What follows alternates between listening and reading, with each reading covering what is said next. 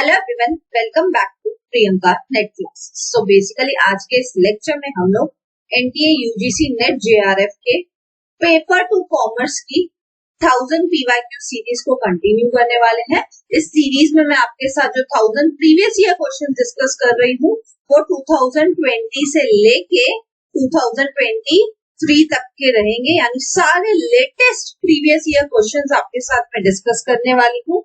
तो प्लीज इस सीरीज से जुड़े रहिएगा ताकि आपको सारे प्रीवियस ईयर क्वेश्चंस अच्छे से कॉमर्स के हो जाए, ठीक है। एंड ये सीरीज जितने भी स्टूडेंट्स हैं जो नेट का एग्जाम देने वाले हैं या जो इवन सेट का एग्जाम देने वाले हैं किसी भी स्टेट के, उनके लिए भी उतनी ही यूजफुल है। बिकॉज इस सीरीज में जितने भी पीवाईक्यूज पूछे जाते हैं, हो सकता है चांसेस है कि जो क्वेश्चन नेट के एग्जाम में किसी साल में पूछे गए थे वो सेम क्वेश्चन उठा के वो लोग कहाँ पे पूछ ले, नेट के एग्जाम, सेट के एग्जाम में पूछ ले, right.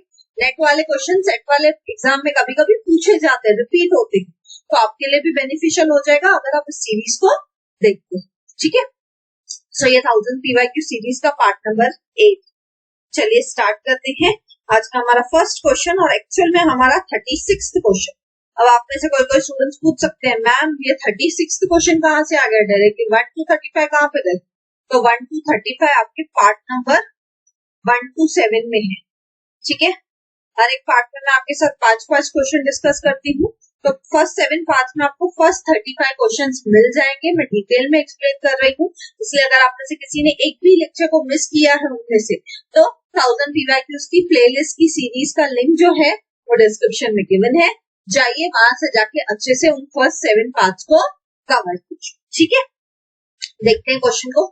Given below are statements. अब 2 स्टेटमेंट दिए, स्टेटमेंट नंबर 1, स्टेटमेंट नंबर 2। हमें क्या बताना है, इनमें से करेक्ट स्टेटमेंट क्या है कुछ बताना, ठीक है। ऐसे टाइप के क्वेश्चन को सिर्फ आपको देखना होता है कि कौन सी स्टेटमेंट ट्रू है, कौन सी स्टेटमेंट फॉल्स, ठीक है। स्टेटमेंट नंबर 1 देख लेते हैं। Gratuity receive by government employee is exempted from tax under section 10 subsection 1 of the Income Tax Act 1961। क्या बोलता है, जो ग्रेच्युटी मिलती है गवर्नमेंट एम्प्लॉयज को वो एग्जेम्प्ट की गई है टैक्स से। एग्जेम्प्ट यानी उनको छूट दे दी है कि जो भी आपको ग्रेच्युटी मिलती है उस पे आपको छूट है, उस पे आपको कोई भी टैक्स नहीं बढ़नी है एज पर दिस सेक्शन। तो ये स्टेटमेंट राइट है क्या? हाँ, ये स्टेटमेंट राइट है, ये स्टेटमेंट ट्रू है ना। अब इसका लॉजिक क्या है? इसका लॉजिक सिर्फ सिंपली इतना है कि आपको ना इनकम टैक्स की जहां जहां पे एग्जेम्पशन दी हुई है या इनकम टैक्स का जहां जहां पे डिडक्शंस है, ये पार्ट आपको थोड़ा लर्न करके जाना पड़ेगा, क्योंकि इसमें समझाने लायक कुछ नहीं होता है, लेकिन इसमें लर्न करने लायक बहुत सारी चीजें हैं, ठीक है। सो इनकम टैक्स की भी ना प्लेलिस्ट की सीरीज का लिंक डिस्क्रिप्शन में गिवन है, आप जाइए वहां से जाके इसको देख लीजिए डिटेल में। मैंने कम ही लेक्चर्स दिए हैं बट फिर भी थोड़ी बहुत कॉन्सेप्ट्स वहां से क्लियर हो जाए, ठीक है। नेक्स्ट क्या बोलता है, gratuity receive by local authority employee. जो ग्रेच्युटी किसको मिलती है, लोकल अथॉरिटी एम्प्लॉय को, उसको भी एग्जेम्प्ट किया गया है टैक्स से। तो ये भी स्टेटमेंट ट्रू है, यानी दोनों भी स्टेटमेंट क्या है, ट्रू है। तो इसका राइट आंसर क्या हो जाएगा, इसका राइट आंसर हो जाएगा option number A, both statement 1 and 2 are true. आप पहले गवर्नमेंट एम्प्लॉय हो या आप लोकल अथॉरिटी एम्प्लॉय हो। लोकल अथॉरिटी एम्प्लॉय यानी जैसे सपोज आपकी म्युनिसिपैलिटी के लोग हो गए, आपकी पंचायत के लोग हो गए, ऐसे लोकल अथॉरिटी वाले जो लोग रहते हैं वो भी तो गवर्नमेंट के अंडर ही आते हैं ना। तो सीधी सी बात है, उनको भी ग्रेच्युटी कैसे मिलती है, एग्जेम्प्टेड होती है टैक्स। तो अगर आप गवर्नमेंट के एम्प्लॉय है या आप लोकल अथॉरिटी के एम्प्लॉय है, दोनों को भी क्या मिलता है, ग्रेच्युटी का एग्जेम्पशन मिलता है फ्रॉम अंडर दिस सेक्शन, ठीक है। ये आपको याद रखना है, इसमें कुछ ज्यादा एक्सप्लेनेशन लायक नहीं है, रटने वाली चीज है, आपको सिर्फ रट के जाना है, ठीक है। सो इसका राइट आंसर क्या है, इसका राइट आंसर है option number A, both statement number 1 and 2 are true. दोनों भी स्टेटमेंट क्या है, ट्रू है, दोनों भी स्टेटमेंट करेक्ट है, ठीक है। आई होप ये क्वेश्चन क्लियर है। बढ़ते हैं अगले क्वेश्चन की तरफ। नेक्स्ट है आपका 37th question. Which one of the following statements is true for the set off and carry forward of loss under the head house property in India. House property एक head है, मैंने income tax की जो series का link description में दिया है ना, उसमें मैंने आपको बताया है इनकम टैक्स की सीरीज में कि इनकम टैक्स के अंदर अलग अलग हेड्स हैं, जैसे सैलरी एक हेड है, हाउस प्रॉपर्टी एक हेड है, ऐसे करके ना अलग अलग हेड्स है। तो उनमें से एक हेड है आपका हाउस प्रॉपर्टी, ठीक है। इस हाउस प्रॉपर्टी हेड के अंदर एक है टर्म जो है set of and carry forward of loss, यानी अगर आपके पास हाउस प्रॉपर्टी है इंडिया में, आपके पास घर है इंडिया में, और आपको कोई लॉस होता है, ठीक है, तो वो लॉस को आप क्या कर सकते हो, सेट ऑफ कर सकते हो और कैरी फॉरवर्ड कर सकते हो। सेट ऑफ यानी अगर सपोज इस साल का जो भी आपका है टैक्सेस या इस साल का जो भी आपका स्टेटमेंट है, उसमें आप क्या करोगे, उसमें आप उस लॉस को दिखाओगे और वो लॉस को नेक्स्ट ईयर में कैरी फॉरवर्ड करोगे। सपोज इस साल मुझे क्या हुआ, 200 करोड़ का लॉस हो गया, ठीक है। अब 200 करोड़ एक ही साल में राइट ऑफ तो नहीं कर सकती हूँ ना मैं, तो उसको मैं नेक्स्ट ईयर में क्या करूंगी, कैरी फॉरवर्ड करूंगी। इसे हम बोलते हैं set of and carry forward of loss. तो ये हम कितने सालों के लिए कर सकते हैं, ये हम कर सकते हैं फॉर 8 इयर्स। अगर आपको कुछ भी लॉस होता है हाउस प्रॉपर्टी के तहत, तो आप क्या करोगे, उस लॉस को, यानी अगर मुझे 200 करोड़ का से फॉर एग्जाम्पल लॉस हुआ है, तो मैं उसको नेक्स्ट 8 साल तक कैरी फॉरवर्ड कर सकती हूँ। 8 साल में थोड़ा थोड़ा थोड़ा थोड़ा करके मैं अपने लॉस को राइट ऑफ कर सकती हूँ, सेट ऑफ कर सकती हूँ, ठीक है। तो इसका राइट आंसर क्या है, इसका राइट आंसर है ऑप्शन नंबर ए, क्या है, can be carry forward for 8 years। अगर कुछ सेट ऑफ है या कैरी फॉरवर्ड ऑफ लॉस है, तो वो आप कितने सालों तक कर सकते हो, आप 8 साल तक अपना लॉस सेट ऑफ कर सकते हो और 8 साल तक उसको अगले अगले साल में कैरी ऑफ कर सकते हो, ठीक है। अब ये भी चीज ना लर्न वाली थी, है ना, रूट वाली थी, लर्न करने वाली चीज, है ना। यानी डायरेक्ट डायरेक्ट ये क्वेश्चन था आपसे, कुछ कुछ चीजें आपसे भले इनकम टैक्स हो या कोई भी यूनिट हो, डायरेक्ट क्वेश्चन पूछा जाता है जिसमें सिर्फ आपकी लर्निंग पावर कैसी है ना, वो पता चलती है इस क्वेश्चन से, है ना। सो अभी से याद रखिएगा 8 years, ठीक है। कौन सा, set of and carry forward of loss under the head house property. अगर ये क्वेश्चन फिर से आपसे पूछा गया तो आपको याद रखना है 8 साल तक आप कैरी फॉरवर्ड कर सकते, ठीक है। बढ़ते हैं अगले क्वेश्चन की तरफ।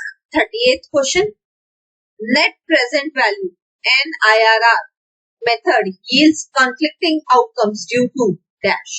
क्या बोलता है, आपका जो नेट प्रेजेंट वैल्यू मेथड है और इंटरनल रेट ऑफ रिटर्न जिसको आप IRR भी बोलते हो, ये दोनों मेथड कॉन्फ्लिक्टिंग आउटकम्स दिखाते हैं। ऐसा क्यों, तो अब आपको पहले समझना पड़ेगा नेट प्रेजेंट वैल्यू क्या होता है, फिर आपको समझना पड़ेगा IRR क्या होता है। अभी मैं टाइमिंग के लिए ये दोनों भी आपको एक डिस्टिंग्विश से समझा देती हूँ, बट मैं आपको ना डिस्क्रिप्शन में बिजनेस फाइनेंस की प्लेलिस्ट का लिंक दे रही हूँ, कृपया करके जाइए, उस लिंक पे क्लिक कीजिए और उसके 24 लेक्चर्स है, उन 24 पे 24 लेक्चर्स को ना अच्छे से देख लीजिए। ट्रस्ट मी, आपका पूरा बिजनेस फाइनेंस वाला यूनिट है ना जो आपका, वो पूरा का पूरा वहां से कवर भी हो जाएगा, और प्लस उसमें से एक लेक्चर में मैंने आपको नेट प्रेजेंट वैल्यू, IRR और इसके अलावा भी और भी मेथड्स होते हैं, 3-4 मेथड्स हैं टोटल, वो चारों मेथड्स मैंने आपके साथ उस पर्टिकुलर लेक्चर में डिस्कस किए। इसलिए मेरी आपसे रिक्वेस्ट रहेगी कि प्लीज बिजनेस फाइनेंस को तो मैंने पूरा पूरा कंप्लीट किया है अपने यूट्यूब चैनल पे, तो जाइए, 24 लेक्चर है, अच्छे से आराम से करके एक एक करके उसको समझ के देख के लिख लीजिए, अच्छे से देख लीजिए, एंड अकॉर्डिंगली आपकी एक यूनिट तो क्या हो जाएगा, अभी से ही फुल्ली रेडी हो जाएगी, ठीक है।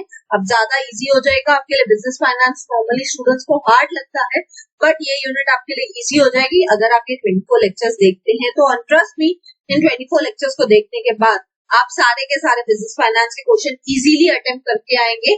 क्यों, क्योंकि सारे के सारे टॉपिक्स मैंने 24 लेक्चर्स में कवर कर दी, ठीक है। पूरी यूनिट मैंने 24 लेक्चर्स में कवर कर दी, ठीक है। तो अब पहले देखते हैं नेट प्रेजेंट वैल्यू क्या है, IRR क्या है, फिर इस क्वेश्चन का आंसर समझेंगे, ठीक है।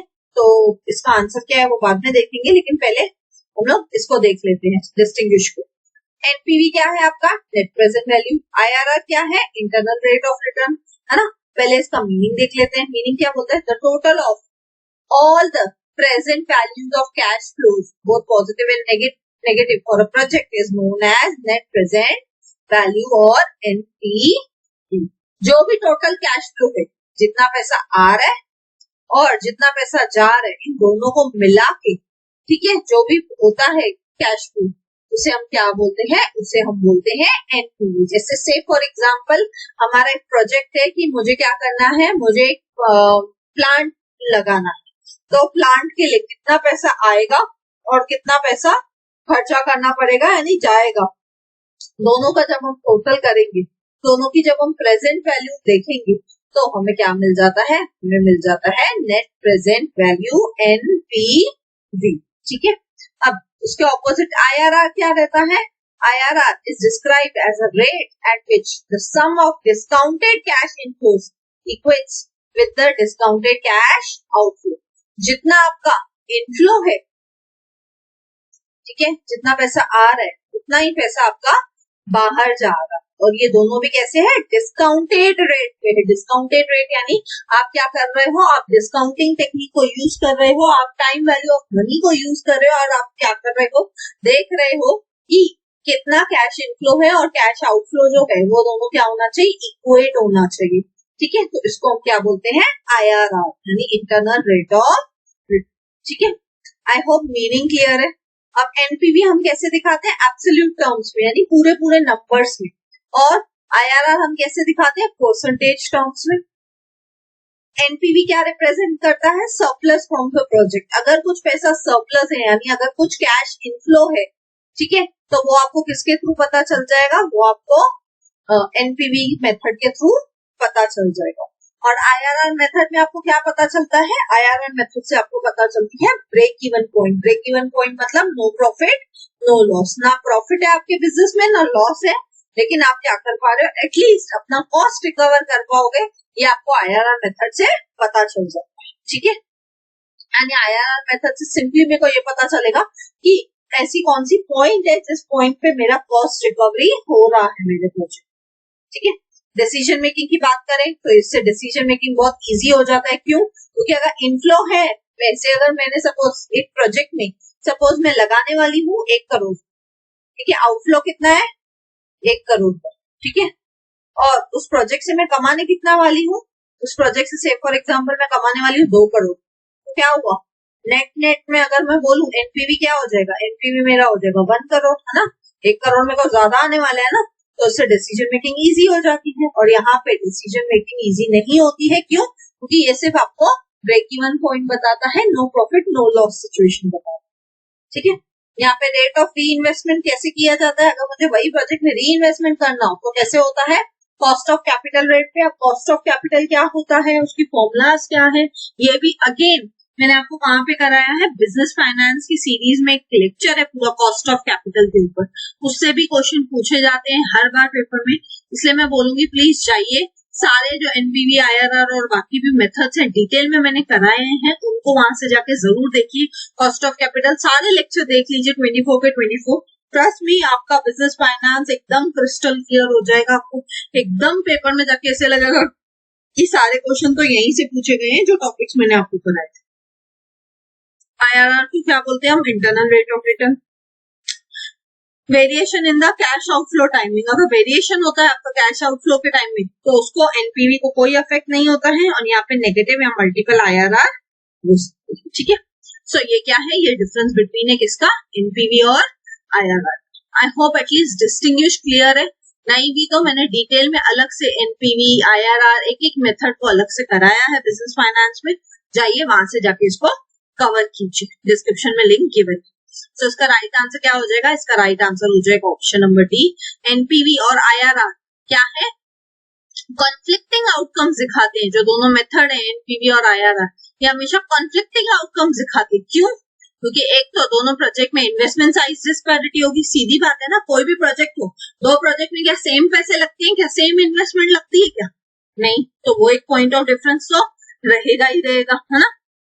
फिर क्या बोलता है नेक्स्ट, इन्वेस्टमेंट लाइफ डिस्पैरिटी, ये भी होता है ना। हम किसी प्रोजेक्ट में इन्वेस्ट करते हैं, सपोज मेरे सामने 2 प्रोजेक्ट है, प्रोजेक्ट ए प्रोजेक्ट बी, ठीक है, ऐसे मेरे सामने सपोज 2 प्रोजेक्ट है, प्रोजेक्ट ए प्रोजेक्ट बी, इसमें सपोज लगने वाले हैं 5 साल, इसमें लगने वाले हैं सपोज 3 साल, ठीक है, तो दोनों का क्या है, इन्वेस्टमेंट लाइफ डिस्पैरिटी है ना, एक में 5 साल लग रहा है, एक में 3 साल लग रहा है, मैं कैसे कंपेयर करूं दोनों प्रोजेक्ट को दोनों मेथड्स के थ्रू, नहीं कर सकती, क्योंकि लाइफ जो है प्रोजेक्ट का वही अलग है। तो ये भी एक स्टेटमेंट हो जाती है जिसकी वजह से ये दोनों कॉन्फ्लिक्टिंग आउटकम्स दिखाते हैं। और साथ ही साथ cash flow disparity, cash flow disparity वाली पॉइंट हमने पढ़ी थी यहाँ पे, है ना, यहाँ पे आपने लास्ट पॉइंट पढ़ी थी। तो अगेन उसके वजह से भी क्या होता है, कैश फ्लो, अगर डिस्पैरिटी है, डिस्पैरिटी यानी कैश फ्लो कभी कम है कभी ज्यादा है, तो ये दोनों मेथड क्या है, अलग अलग आउटकम्स दिखाते हैं आपको। तो इसलिए इसका राइट आंसर क्या हो जाएगा, सेकेंड, थर्ड एंड फोर्थ, यानी ऑप्शन नंबर डी, जिसमें ये तीनों ऑप्शंस। ठीक है, अगर आप एनपीवी और आईआरआर मेथड यूज करते हो तो आपको सही रिजल्ट्स नहीं मिल पाएंगे, उल्टा कॉन्फ्लिक्टिंग आउटकम्स मिलेंगे, कॉन्फ्लिक्टिंग रिटर्न्स मिलेंगे। क्यों?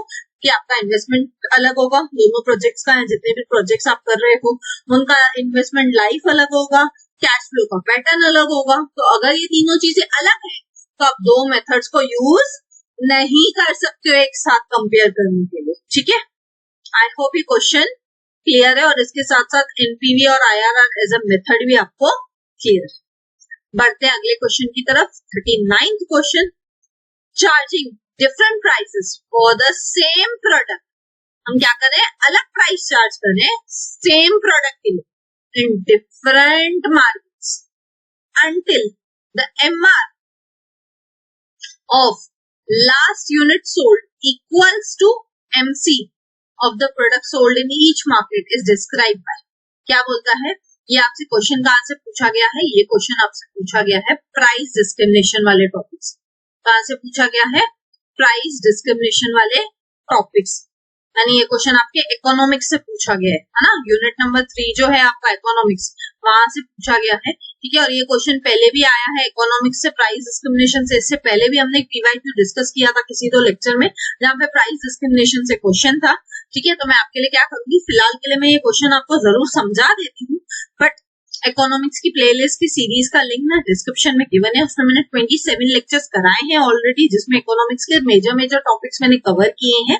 एंड इसके साथ साथ मैं नेक्स्ट कल ही आपके लिए 28 लेक्चर अपलोड कर दूंगी, जिसमें मैं आपको प्राइस डिस्क्रिमिनेशन डिटेल में कराऊंगी विथ डायग्राम्स, विथ एग्जांपल्स, ताकि ये जो टॉपिक है प्राइस डिस्क्रिमिनेशन वाला जो बार बार आपसे पूछा जा रहा है, वो भी मैं आपको इस 28 लेक्चर में कवर करूँ। ठीक है, सो अभी तो हम समझेंगे ही प्राइस डिस्क्रिमिनेशन को डिटेल में, लेकिन आप कल मैं क्या करूंगी, प्राइस डिस्क्रिमिनेशन का लेक्चर आपके लिए अपलोड कर दूंगी, आप जरूर से जाके उसको देखना, ताकि आपको क्या हो, ये टॉपिक पे क्लैरिटी आ जाए। ठीक है, एंड इसके अलावा भी आप बाकी टॉपिक्स कहाँ से देख सकते हो, इकोनॉमिक्स की प्लेलिस्ट की सीरीज का लिंक डिस्क्रिप्शन में गिवन है। 27 लेक्चर्स हैं, बहुत सारा टॉपिक्स मैंने वहां पे कवर किया हुआ है, आप उनको भी देख लीजिए।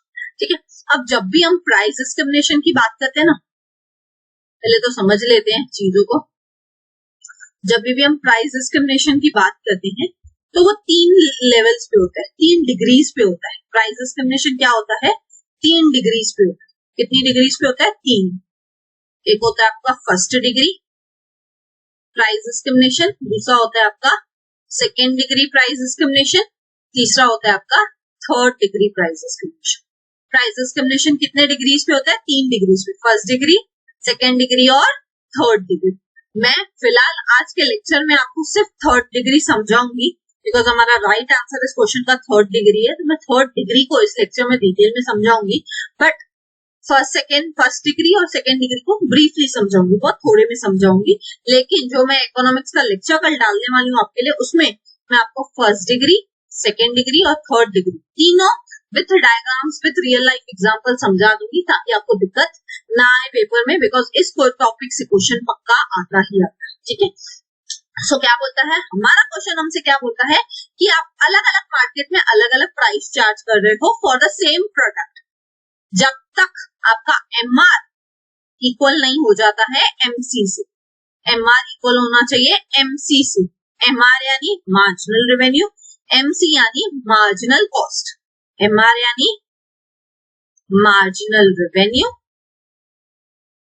और एमसी यानी मार्जिनल कॉस्ट।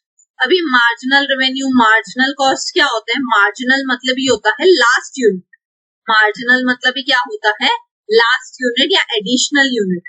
मार्जिनल मतलब ही क्या होता है, एडिशनल यूनिट। मार्जिनल वर्ड का मतलब क्या होता है, एडिशनल यूनिट। जो एक्स्ट्रा यूनिट्स आप बना रहे थे, उसका अगर मार्जिनल रेवेन्यू और मार्जिनल कॉस्ट इक्वल है, तो उसे हम क्या कहते हैं, उसे हम कहते हैं price discrimination of third degree. उसे हम क्या कहते हैं, price discrimination of third degree. उसको एक एग्जांपल से समझते हैं। से फॉर एग्जांपल, मैं नॉर्मली ना अपने फैक्ट्री में क्या करती थी, 500 शर्ट्स प्रोड्यूस करती थी। कितनी शर्ट्स प्रोड्यूस करती थी? 500 शर्ट्स। लेकिन अब मेरे को पता है दिवाली आने वाली है 2 महीनों में, है ना, तो मैं क्या कर रही हूँ, 600 शर्ट्स बना रही हूँ दिवाली की वजह से। कितनी शर्ट्स बना रही हूँ दिवाली की वजह से? 600। पहले मैं 500 बनाती थी, अब मैं कितनी बना रही हूँ? 600 बना रही हूँ। यानी एडिशनल कितना है, एक्स्ट्रा कितना है? 100 यूनिट्स, 100 शर्ट्स, है ना। तो इन 100 शर्ट्स का जब रेवेन्यू और कॉस्ट इक्वल होगा, जितने में ये 100 शर्ट्स बन रही हैं और उसका जो सेल है, रेवेन्यू है, वो जब इक्वल हो जाएगा तो उसे हम कहते हैं marginal revenue is equal to marginal cost. जितने में एक्स्ट्रा शर्ट्स बन रही हैं और जितने में सेल होंगी, अगर ये दोनों भी इक्वल है तो हम बोल सकते हैं ये कैसा टाइप का प्राइस डिस्क्रिमिनेशन है? ये है आपका price discrimination of third degree. यानी आपका राइट आंसर क्या हो जाएगा? 3 तो आएगा ही आएगा, 3 तो आएगा ही आएगा, तो बाकी सबको कट करते जाओ। ए और डी में तो 3 है नहीं, है ना। अब price discrimination of third degree है तो ये भी कट हो जाएगा। कट क्यों हो जाएगा? क्योंकि हमें 1 और 3 है। तो थर्ड डिग्री है तो फर्स्ट डिग्री तो होगा नहीं, सेकेंड डिग्री भी होगा नहीं, तो ये भी कट हो गया। सो आपका राइट आंसर क्या बन जाता है? ऑप्शन नंबर सी, 3 और 5। ठीक है। So price discrimination of third degree, price discrimination of third degree क्या बोलता है? Price discrimination of third degree बोलता है कि आप एक ही प्रोडक्ट को, सेम प्रोडक्ट को अलग अलग मार्केट में अलग अलग प्राइसेस पे चार्ज करते हो। क्यों? क्योंकि आपका एमआर जो है वो इक्वल हो जाता है एमसी से, आपका जो मार्जिनल रेवेन्यू है वो इक्वल हो जाता है मार्जिनल कॉस्ट से। तो उस केस में आप क्या करते हो? सेम प्रोडक्ट के लिए अलग अलग मार्केट में अलग अलग प्राइस चार्ज करते हो। ठीक है। तो ये है कॉन्सेप्ट इसका, price discrimination of third degree. ठीक है। सो इसका राइट आंसर क्या हो जाएगा? ऑप्शन नंबर सी, 3 और 5। एक तो आपका third price discrimination of third degree, दूसरा आपका फिफ्थ प्राइस डिस्क्रिमिनेशन। ये दोनों उसका क्या हो जाएगा? Right answer. ठीक है। I hope price discrimination of third degree at least क्या है वो अच्छे से क्लियर है। अब हमारा रह क्या गया? आपका रह गया फर्स्ट डिग्री और सेकेंड डिग्री। ठीक है ना। तो मैं क्या करूंगी, आपको इकोनॉमिक्स के सीरीज में 28 लेक्चर दे दूंगी। ठीक है। उसमें मैं आपके साथ डिटेल में डिस्कस कर लूंगी पूरा first degree, second degree, third degree with diagrams and examples. ठीक है। ताकि आपको अच्छे से समझ में भी आ जाए और सेम टाइम पे इम्पोर्टेंट टॉपिक आपका वहां से कवर भी हो जाए। ठीक है। आई होप ये क्वेश्चन क्लियर है। यहाँ पे मैंने आपको तीनों डिग्रीज एक बार बता दी हैं। ठीक है। एक बार आपके लिए लिख दी है, बट इसको मैं फर्स्ट डिग्री और सेकेंड डिग्री को अपने आने वाले लेक्चर में, कल वाले लेक्चर में जरूर से डिस्कस करूंगी डीपली। ठीक है। करते हैं अगले क्वेश्चन पे। आज के हमारे लास्ट क्वेश्चन पे 40th question, out of the following statements from which of them explain the difference between enculturation and acculturation as a part of cross cultural training. क्या बोलता है? हमें डिफरेंस बताओ किसके बीच में? एनकल्चरेशन और अकल्चरेशन के बीच में। ठीक है। इन दोनों के बीच में हमें क्या बताओ? इन दोनों के बीच में हमें डिफरेंस बताओ। ठीक है। ये हमसे पूछा गया है और ये दोनों किससे रिलेटेड है? क्रॉस कल्चरल ट्रेनिंग से रिलेटेड है। यानी किसी भी कंपनी में जो एचआर होता है वो क्या देता है? अपने एम्प्लॉइज को ट्रेनिंग देता है। हायर करने के बाद उनको ट्रेनिंग दी जाती है ना। तो वो ट्रेनिंग जब दी जाती है तो सबके सब एम्प्लॉइज क्या सेम कल्चर को बिलोंग करते हैं? नहीं। कोई सिंधी होगा, कोई मारवाड़ी होगा, कोई पंजाबी होगा, है ना। सब अलग अलग कल्चर को बिलोंग करते हैं। तो इसलिए हमें क्या करना पड़ता है? क्रॉस कल्चरल ट्रेनिंग देनी पड़ती है। यानी सारे लोग जो अलग अलग कल्चर से आए हैं वो सब लोग मिलजुल के एक साथ एक ही जगह पे रह के ट्रेन हो सके, उसके लिए एचआर को क्या करना पड़ता है? कभी कभी एनकल्चरेशन का यूज करना पड़ता है, कभी कभी अकल्चरेशन का यूज करना पड़ता है। अब एनकल्चरेशन क्या है, अकल्चरेशन क्या है, एक बार हम डिस्टिंग्विश के थ्रू देख लेते हैं। ठीक है। एंड फिर मैं आपको ये क्वेश्चन का समझाऊंगी राइट आंसर कैसे क्या है। ठीक है। सबसे पहले मीनिंग देख लेते हैं एनकल्चरेशन का। एनकल्चरेशन क्या है? Means the process of acquiring the rules, norms, values, customs and guidelines of culture in order to be part of society। जब आप क्या करते हो? खुद एनकल्चर होते हो, यानी आप एक्सेप्ट करते हो दूसरों के रूल्स को। जैसे से फॉर एग्जाम्पल जैसे मैं क्या हूँ? मैं एक हिंदू हूँ। ठीक है। मैं क्या हूँ? हिंदू हूँ। लेकिन जब भी मैं कहीं से जाती हूँ, मुझे वहां पे चर्च दिखते हैं अगर, तो मैं क्या करती हूँ? चर्च के सामने भी प्रे कर लेती हूँ। जैसे सिर्फ हाथ ही ऊपर से ऐसे प्रे कर लूंगी हल्का सा, तो ये क्या हुआ, ये एक एग्जाम्पल हुआ कि मैं क्या कर रही हूँ, उनके रूल्स को, उनकी चीजों को अडेप्ट कर रही हूँ, है ना, कुछ देर के लिए, भले कुछ सेकेंड्स के लिए ही सही, लेकिन मैं उनकी रिलीजन की, उनकी जो वैल्यूज है उनको एक्सेप्ट कर रही हूँ, है ना। जैसे से फॉर एग्जाम्पल हम हिंदूज में बोलते हैं कि सावन के महीने में हमें नॉनवेज नहीं खाना चाहिए, है ना। तो जितने भी आपके नॉन हिंदू फ्रेंड्स हैं, आपके साथ रह रहे के वो लोग भी कई बार क्या करते हैं, आपके सामने एटलीस्ट वो आपके साथ जब भी बाहर जाएंगे तो इन 2 महीनों में, सावन के महीनों में उन्होंने भी नॉनवेज नहीं खाया होगा। क्यों? क्योंकि उनको पता है कि इन 2 महीनों में आप नहीं खा सकते हो, इसलिए आपके सामने वो भी नहीं खाते थे। तो ये किसका एग्जाम्पल हो गया, ये एग्जाम्पल हुआ एनकल्चरेशन का, जहां पे आप क्या करते हो, दूसरों के जो वैल्यूज हैं, जो उनके कस्टम्स हैं, उनकी जो चीजें हैं, उनको आप अडॉप्ट कर, ठीक है। And on the contrary, acculturation क्या हो गया, implies the process of transforming the cultural beliefs and customs of one's own culture by adapting traits of a different culture। यहाँ पे क्या करते हो, आप अपने कल्चर को अडेप्ट करते हो as per the other person culture. यानी दूसरों का कल्चर में अगर आपको कोई अच्छी चीज दिखी तो वो आप क्या करते हो, अपने कल्चर में भी अडेप्ट करने लगते हो। जैसे आपको लगा कि ठीक है, हिंदू रिलीजन में तो भाई सही बोला है कि ये 2 महीने शिव जी के महीने रहते हैं, सावन का महीना रहता है, सही बात है, हमें नॉनवेज नहीं खाना चाहिए। तो अब आपने क्या किया, आपने हमेशा के लिए जब भी सावन का महीना आएगा, अब आपने क्या कर दिया, हमेशा के लिए ही वो सावन के महीने में नॉनवेज खाना बंद कर दिया। तो ये क्या है, ये है अकल्चरेशन, जहाँ पे आप कंप्लीटली दूसरे के क्या है, कल्चर के हिसाब से अपने यहाँ पे चेंजेस करते हैं, ठीक है। ये सबसे फर्स्ट लेवल है, ये सेकेंड लेवल है ना। यहाँ पे तो सिर्फ आप क्या कर रहे थे, एनकल्चरेशन। फर्स्ट लेवल कैसे हो गया, पहले हमेशा एनकल्चरेशन आएगा और उसके बाद ही क्या होता है, अकल्चरेशन आता है। ऐसा क्यों, क्योंकि ये फर्स्ट लेवल है, ये सेकेंड लेवल है। यहाँ पे एनकल्चरेशन में आप सिर्फ क्या कर रहे थे, आपके फ्रेंड्स नॉनवेज नहीं खा रहे थे, इसलिए उनके साथ आप भी नहीं खा रहे थे। और अकल्चरेशन में क्या है, आपको समझ में आ गया कि ठीक है, सावन के महीने में नॉनवेज क्यों नहीं खाते, उसकी एक्चुअल रीजंस क्या है, साइंटिफिक रीजंस क्या है। वो जब आपने सुना तो आपको लगा नहीं भाई, हिंदू रिलीजन में तो सही सिखाते हैं। तो आपने क्या किया, आपने उस चीज को कम्प्लीटली अडेप्ट कर लिया, आपने उस चीज को अपने कल्चर में भी ला लिया, अपने लाइफ में उसको इम्प्लीमेंट कर लिया। इसलिए यहाँ पे क्या हुआ, यहाँ पे आपने सेकेंड लेवल पे आते, ठीक है। प्रोसेस में आप यहाँ पे अपने किसी के कल्चर को अक्वायर करते हो। यहाँ पे आप क्या करते हो, process in which one culture is subsumed in another culture. 2 culture की बातों को आप मिक्स कर रहे हो। आप किसी और कल्चर को बिलोंग करते हो, लेकिन आप सावन के महीने में नहीं खा रहे हो, तो आप दूसरे कल्चर को भी मान रहे हो। यहाँ पे कल्चर तो एक ही होगा एनकल्चरेशन में। क्यों, आप अपना कल्चर मानते हो, आप सिर्फ अपने कल्चर मानते हो, लेकिन दूसरे कल्चर की भी रिस्पेक्ट कर रहे हो। और यहाँ पे अकल्चरेशन की केस में आप 2 या 2 से ज्यादा कल्चर्स को फॉलो कर, ठीक है। यहाँ पे कोई मॉडिफिकेशन नहीं है, यहाँ पे आप कंप्लीटली खुद को मॉडिफाई कर रहे, ठीक है। तो ये डिफरेंस है किसके बीच का, एनकल्चरेशन और अकल्चरेशन का। एनकल्चरेशन क्या है, जहाँ पे आप अक्वायर करते हो, समझते हो। अकल्चरेशन क्या है, जहाँ पे आप ट्रांसफॉर्म करते हो। यहाँ पे मेन वर्ड क्या है, अक्वायरिंग, यहाँ पे मेन वर्ड है ट्रांसफॉर्मिंग। यहाँ पे सिर्फ आप अक्वायर कर रहे थे, समझ रहे थे, यहाँ पे आपने कंप्लीटली ट्रांसफॉर्म ही कर दिया, खुद को ही चेंज कर दिया दूसरे के कल्चर के हिसाब से, ठीक है। अब आई होप ये डिफरेंस क्लियर है, एनकल्चरेशन क्या है, अकल्चरेशन क्या है, राइट। तो अब देखते हैं सेंटेंसेस को, अब तो समझ में आ जाएगा। Enculturation refers to the process of learning and adapting host cultural norms, and acculturation is a process of learning our own native culture। ये स्टेटमेंट तो रॉन्ग है। अडेप्ट कहाँ पे करना था, अडेप्ट हमें करना था अकल्चरेशन में, है ना।